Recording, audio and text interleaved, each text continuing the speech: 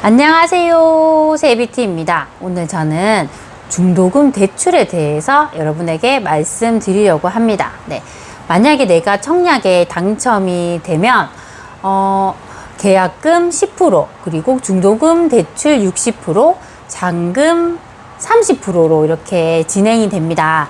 요즘은 계약금 20%로 하는 곳도 있긴 합니다. 네. 중도금 대출로 받은 것은 입주를 할 때쯤 돼서 잔금 대출로 이제 전환이 가능합니다. 네. 그렇다면 이제 중도금 대출의 자격은 어떻게 될까요? 네. 중도금 대출이라는 것은 이제 경제 활동을 하는가를 이제 중요하게 생각을 합니다.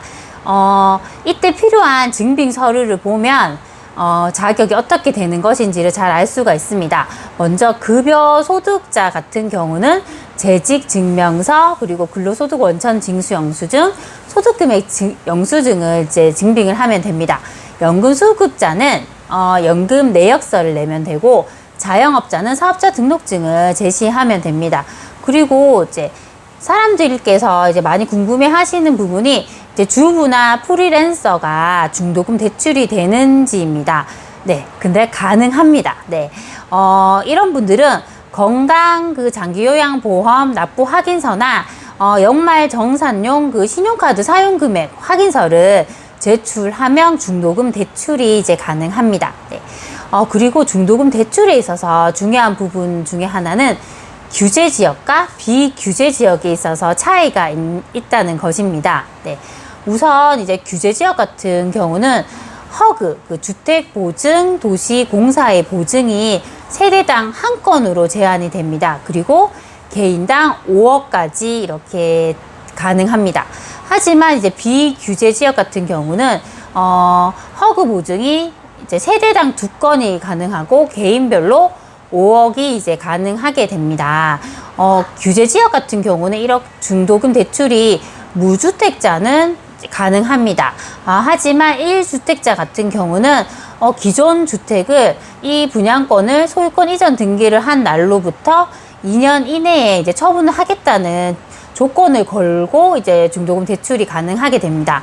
그리고 2주택자는 이제 중도금 대출이 불가능합니다. 이때 이제 중요하게 생각해야 하는 부분이 순서입니다. 네. 만약에 내가 규제 지역에서 중도금 대출 한 건을 신청을 했고 비규제 지역에서 이제 중도금 대출을 한 건을 신청한다면 이것은 가능합니다. 예로 든다면 만약에 이제 남편이 세대주인데 남편이 규제 지역에서 청약을 신청해서 당첨이 되었습니다. 그래서 남편 명의로 중도금 이제 대출을 신청을 했습니다. 그 다음에 이제 비규제 지역에서 이제 부인이 그 청약에 신청을 했고 당첨이 되어서 이제 부인 명의로 중도금 대출을 신청하는 것도 가능합니다. 그래서 이렇게 규제 지역에서 중도금 대출을 받고 비규제 지역에서 받는 것은 가능하지만 비규제 지역에서 중도금 대출을 먼저 받고 규제 지역에서 받는 것은 이제 불가능하게 됩니다. 네, 그리고 중도금 대출은 분양가가 9억 이상인 지역에서는 중도금 대출이 되지 않는다는 것을 꼭 기억하셔야 합니다. 네.